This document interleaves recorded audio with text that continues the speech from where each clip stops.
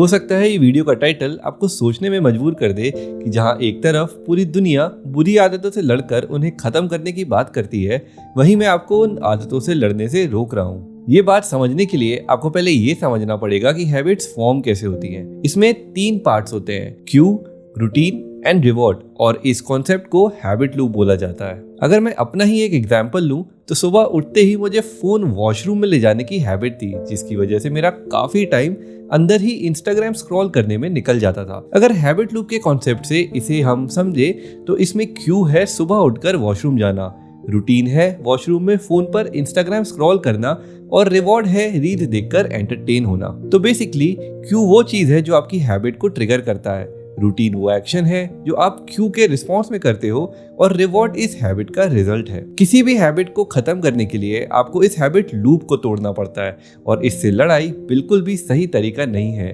क्यों, मैं बताता हूं।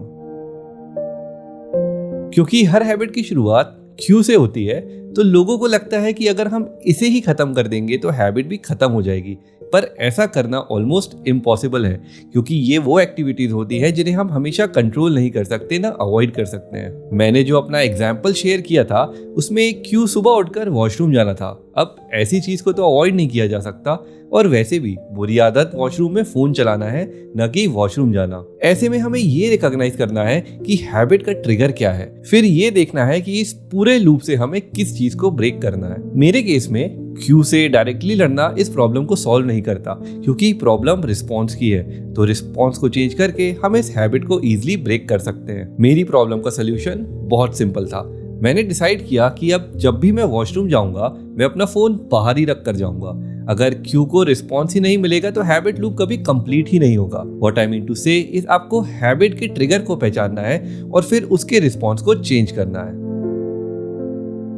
अगर आप जितना किसी चीज के बारे में सोचने की कोशिश करोगे, आप उतना ज्यादा उस चीज के बारे में सोचने लगोगे।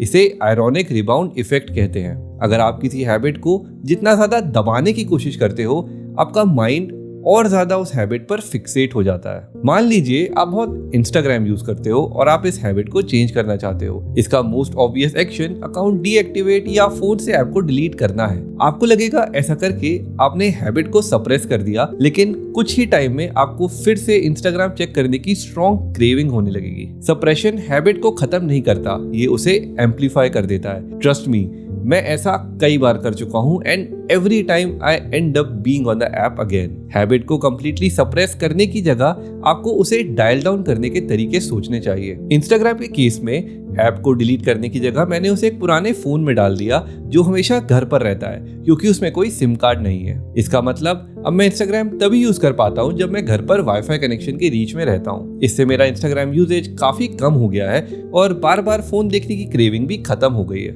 अगर आपके पास एक सेकेंडरी फोन नहीं है तो आप फोन ऐप की जगह कंप्यूटर के ब्राउजर में इंस्टाग्राम यूज कर सकते हो। हैबिट्स को डायरेक्टली सप्रेस करना एक रबर बैंड को खींचने जैसा है। आप जितना ज्यादा उसे खींचोगे वो और जोर से स्नैप करेगा।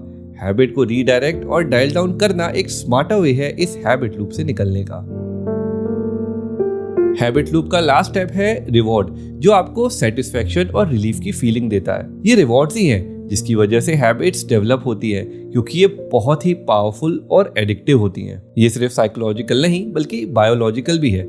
जब आपको किसी हैबिट से रिवॉर्ड मिलता है तो आपके ब्रेन में डोपामिन रिलीज होता है, जिसकी वजह से आप अच्छा फील करते हो। टाइम के साथ आपका ब्रेन इस डोपामिन रश को क्रेव करने लगता है और इसी वजह से एक टास्क हैबिट में कन्वर्ट हो जाता है। फॉर एग्जाम्पल, आपकी एक हैबिट है कि जब आपको कुछ खाने की इच्छा होती है तो आप चिप्स का पैकेट खोलकर उसमें से चिप्स खाने लगते हो। इसमें क्यू है भूख लगना, जो आपकी चिप्स खाने की हैबिट को ट्रिगर करता है, और चिप्स खाने के बाद आपको जो उसका टेस्ट और फ्लेवर होता है उससे डोपामिन रश मिलता है। आपको ये बात पता है कि ये आपके लिए अनहेल्दी है, लेकिन आपका ब्रेन शॉर्ट टर्म रिवॉर्ड पर फोकस करता है और लॉन्ग टर्म कॉन्सिक्वेंसेस को इग्नोर कर देता है। ऐसे में अगर आप हैबिट से फाइट करते हो तो बेसिकली आप अपने ब्रेन को उस डोपामिन रश से डिप्राइव कर रहे हो, जिसकी वजह से आपको फ्रस्ट्रेशन, इरिटेशन और एंजाइटी जैसी फीलिंग्स होने लगती है। अब क्योंकि इस केस में हम क्यू को इग्नोर नहीं कर सकते, क्योंकि खाना भी जरूरी है, तो अगेन आपको रूटीन को चेंज करना है। भूख लगे तो चिप्स की जगह कोई हेल्दी फूड खाइए, जैसे कि फ्रूट्स या ड्राई फ्रूट्स।